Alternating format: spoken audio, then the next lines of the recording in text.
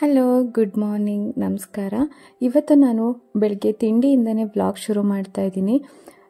April May ಅಥವಾ ಮಳೆ ಶುರುವಾಗಂಥ ಸಮಯದಲ್ಲಿ ಸಿಗುವಂಥ ಹಣ್ಣು ಅಂದರೆ ಮಲೆನಾಡು ಭಾಗದಲ್ಲಿ ಹೆಚ್ಚಾಗಿ ಬಳಸುವಂಥದ್ದು ಈ ಹಲಸಿನ ಹಣ್ಣು. ಹಲಸಿನ ಹಣ್ಣಲ್ಲಿ ಸುಮಾರಷ್ಟು ಅಡುಗೆಗಳನ್ನ ಮಾಡ್ತಾರೆ. ದೋಸೆ, ಇಡ್ಲಿ ಆಗಿರ್ಬೋದು, ಕೊಟ್ಟೆ, ಸುಮಾರು ಥರದ್ದೆಲ್ಲ ಮಾಡ್ತಾರೆ. ಹಾಗೆ ತಿಂಡಿಗೆ ಮಾಡೋವಂಥದ್ದು ಇಡ್ಲಿ, ದೋಸೆ ಎಲ್ಲ ಹೆಚ್ಚಾಗಿ ಮಾಡ್ತಾರೆ. ಎಸ್ಪೆಷಲಿ ನಮ್ಮ ಮಲೆನಾಡಲ್ಲಿ ಜಾಸ್ತಿನೇ ಮಾಡ್ತಾರೆ ಅಂತ ಹೇಳ್ಬೋದು.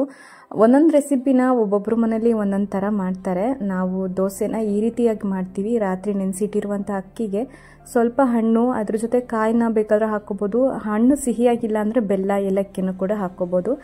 ನಾವು ಇವತ್ತು ತಂದಿರುವಂಥ ಹಲಸಿನ ಹಣ್ಣು ಸ್ವಲ್ಪ ಸಿಹಿಯಾಗೇ ಇತ್ತು, ಹಾಗಾಗಿ ನಾನು ಅದಕ್ಕೆ ಬೆಲ್ಲ ಏನೂ ಹಾಕ್ಕೊಳ್ತಾ ಇಲ್ಲ. ಬರೀ ಹಣ್ಣು, ಅಕ್ಕಿನೆಲ್ಲ ಹಾಕಿ ಚೆನ್ನಾಗಿ ರುಬ್ಬಿ ಈ ಥರ ದೋಸೆ ಮಾಡ್ಕೊಳ್ತಾ ಇದ್ದೀನಿ. ಈ ದೋಸೆಗೆ ಬರೀ ತುಪ್ಪ ಒಂದಿದ್ರೆ ಸಾಕು, ತಿನ್ಬೋದು. ತುಂಬ ಟೇಸ್ಟಿಯಾಗಿರುತ್ತೆ. ಕೆಲವೊಬ್ಬರಿಗೆ ಈ ಥರ ಹಣ್ಣಿನ ದೋಸೆ ಎಲ್ಲ ಇಷ್ಟ ಆಗುತ್ತೆ, ಒಬ್ಬೊಬ್ಬರಿಗೆ ಇಷ್ಟ ಆಗಲ್ಲ. ನಾವು ಬಾಳೆಹಣ್ಣಿನ ದೋಸೆ ಎಲ್ಲ ಹೇಗೆ ಮಾಡ್ತೀವಲ್ವ ಅದೇ ರೀತಿಯೇ ಹಲಸಿನ ಹಣ್ಣಿನ ದೋಸೆನೂ ಮಾಡ್ಬೋದು. ಒಂದೊಂದು ದಿನ ತಿನ್ನೋದಕ್ಕೆ ಈ ಜೋರಾಗಿ ಮಳೆ ಬರ್ತಿರೋಂಥ ಸಮಯದಲ್ಲಿ ಬೆಳಗಿನ ತಿಂಡಿ ಮಾಡ್ಕೊಂಡು ತಿನ್ನೋದಕ್ಕೆ ಚೆನ್ನಾಗಿ ಅನಿಸುತ್ತೆ. ಒಬ್ಬೊಬ್ಬರಿಗೆ ಇಷ್ಟ ಆಗತ್ತೆ, ಕೆಲವ್ರಿಗೆ ಇಷ್ಟ ಆಗೋದಿಲ್ಲ. ಹಲಸಿನ ಹಣ್ಣು ಯಾರಿಗೆಲ್ಲ ಇಷ್ಟ ಆಗುತ್ತೆ ಅದರ ರೆಸಿಪಿ ಕೂಡ ಅಷ್ಟೇ ಇಷ್ಟ ಆಗುತ್ತೆ. ಇಲ್ಲಿ ನನ್ನ ಮಗಳು ಕೂಡ ತಿಂಡಿ ಮಾಡೋದಕ್ಕೆ ನಾನು ದೋಸೆ ಹಾಕ್ತೀನಿ ಅಂತ ಮಾಡ್ತಾ ಇದ್ದಾಳೆ. ಸಮ್ಟೈಮ್ ಅವಳು ಎದ್ದ ತಕ್ಷಣ ಒಂದೊಂದು ದಿನ ಆರಾಮಾಗಿ ಆಟ ಆಡ್ಕೊಂಡಿರ್ತಾಳೆ, ಇಲ್ಲಾಂದರೆ ಒಂದೊಂದು ದಿನ ನನ್ನ ಜೊತೆನೇ ನಾನು ಬರ್ತೀನಿ, ಅಡುಗೆ ಮನೆಗೆ ಏನಾದರೂ ಮಾಡ್ತೀನಿ ಅಂತ ಈ ರೀತಿ ತರಲೆ ಮಾಡ್ತಾ ಇರ್ತಾಳೆ. ಇವತ್ತು ಅವಳ ಕೈಯಿಂದನೇ ದೋಸೆನೆಲ್ಲ ಮಾಡಿಸ್ತಾ ಇದ್ದೀನಿ. ಅವಳಿಗೆ ಈ ಥರದ್ದೆಲ್ಲ ತುಂಬ ಇಷ್ಟ ಆಗುತ್ತೆ. ಹೆಣ್ಮಕ್ಳಿಗೆ ಸ್ವಲ್ಪ ಈ ಅಡುಗೆ ಮನೆ ಕಡೆನೇ ಒಲವು ಜಾಸ್ತಿ ಇರುತ್ತೆ ಅಂತ ಹೇಳ್ಬೋದು. ಸುಮಾರು ಸಲ ನಾನು ಕಾಫಿ ಮಾಡ್ತೀನಿ, ಟೀ ಮಾಡ್ತೀನಿ, ಈ ಥರ ದೋಸೆ ಮಾಡ್ತೀನಿ, ಈ ಥರ ಎಲ್ಲ ಮಾಡ್ತಾ ಇರ್ತಾಳೆ ಅಡುಗೆ ಮನೆಗೆ ಬಂದು. ಅವಳಿಗೂ ಇಷ್ಟ ಆಗುತ್ತೆ. ಹೀಗೆ ನನ್ನ ಜೊತೆ ಏನಾದರೂ ಮಾತಾಡ್ತಾ ಹೀಗೆ ಇರ್ತಾಳೆ ಒಂದೊಂದು ದಿನ ಬೆಳಗ್ಗೆ. ಇದೇ ರೀತಿ ನಮ್ಮ ದಿನ ಶುರುವಾಗತ್ತೆ ಪ್ರತಿದಿನವೂ.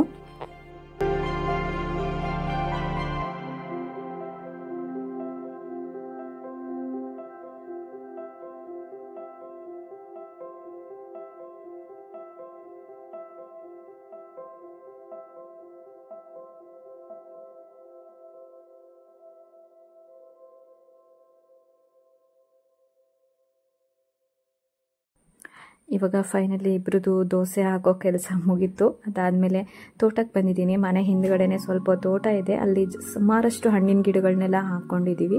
ಅದರಲ್ಲಿ ಇವತ್ತು ಕೋಕಮ್ ಫ್ರೂಟ್ ಹಣ್ಣಾಗಿತ್ತು. ಅಂದರೆ ಇದಕ್ಕೆ ಒಂದೊಂದು ಕಡೆ ಒಂದೊಂದು ಹೆಸರನ್ನ ಹೇಳ್ತಾರೆ. ಪುನರ್ಪುಳಿ ಅಂತಾರೆ, ಹುಳಿ ಹಣ್ಣು, ಇನ್ನೂ ಏನೇನೋ ಹೆಸರುಗಳನ್ನ ಹೇಳ್ತಾರೆ. ಒಂದೊಂದು ಪ್ರದೇಶದಲ್ಲಿ ಒಂದೊಂದು ಹೆಸರನ್ನ ಹೇಳ್ತಾರೆ.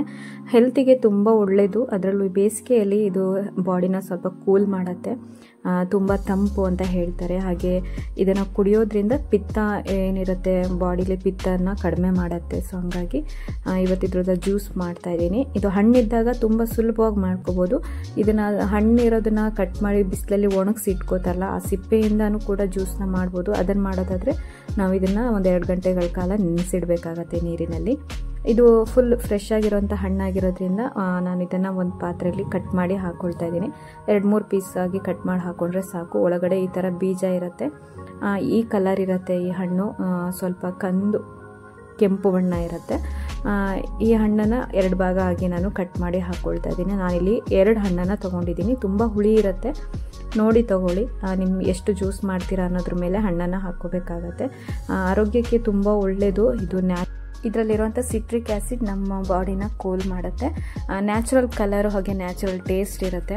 ಇದ್ರ ಕಲರ್ ನೋಡಿದ್ರೇ ತುಂಬ ಟೆಂಪ್ಟ್ ಆಗುತ್ತೆ, ಕುಡಿಬೇಕು ಅಂತ ಅನಿಸುತ್ತೆ. ನೀವು ಹೊರಗಡೆ ಎಲ್ಲ ಇದ್ರದ್ದು ಸಿಪ್ಪೆ ಸಿಗುತ್ತೆ, ರೆಡಿ ಪ್ಯಾಕೆಟಲ್ಲಿ ಸಿಗುತ್ತೆ.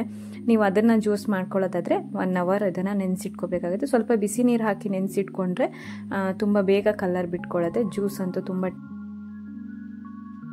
ಚೆನ್ನಾಗಿ ಇದನ್ನು ಟ್ರೈ ಮಾಡಿರ್ತೀರ, ಕುಡ್ದಿರ್ತೀರ.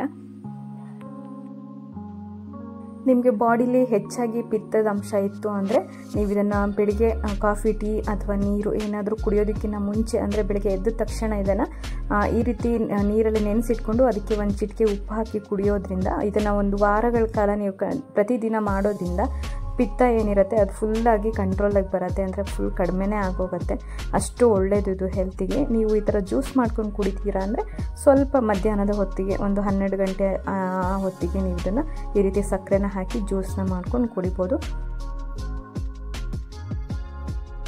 ಬಾಡಿನ ತುಂಬ ಕೂಲ್ ಮಾಡುತ್ತೆ. ಹಾಗೆ ಇದ್ರ ಮೇಲ್ಗಡೆ ಇರೋಂಥ ಸಿಪ್ಪೆನ ಮತ್ತೆ ನಾನು ಡ್ರೈ ಮಾಡಿ ಇಟ್ಕೋತೀನಿ. ಇನ್ನೊಂದು ದಿನ ಅದರಲ್ಲಿ ಮತ್ತೆ ನಾವು ಜ್ಯೂಸ್ನ ಮಾಡ್ಕೊಳ್ಬೋದು. ಅಷ್ಟೇ ಟೇಸ್ಟ್ ಇರುತ್ತೆ ಅದರಲ್ಲೂ ಕೂಡ. ಈ ರೀತಿಯೇ ಇದು ಪುನರ್ತುಳಿ ಸಿಪ್ಪೆನ ಈ ರೀತಿ ಅದರೊಳಗಿರೋಂಥ ಬೀಜನೆಲ್ಲ ತೆಗೆದ್ಬಿಟ್ಟು ಬರೀ ಮೇಲ್ಗಡೆ ಇರೋಂಥ ಹಣ್ಣಿನ ಸಿಪ್ಪೆನ ಒಣಗಿಸಿ ಇದನ್ನು ಮಾರ್ಕೆಟನ್ನೆಲ್ಲ ಸೇಲ್ ಮಾಡ್ತಾರೆ. ನಿಮಗೆ ಪ್ಯಾಕೆಟ್ಗಳಲ್ಲೆಲ್ಲ ಸಿಗುತ್ತೆ, ಅಥವಾ ಇದ್ರದ್ದೇ ಪಲ್ಪು ಸಿಗುತ್ತೆ ನಿಮಗೆ, ರೆಡಿ ಬಾಟಲ್ಗಳಲ್ಲೆಲ್ಲ ಸಿಗುತ್ತೆ. ಆ ರೀತಿನೂ ತಂದಿಟ್ಕೊಂಡು ನೀವು ಯಾವಾಗ ಬೇಕೋ ಆವಾಗ ಜ್ಯೂಸ್ನ ಮಾಡ್ಕೊಂಡು ಕುಡಿಬೋದು.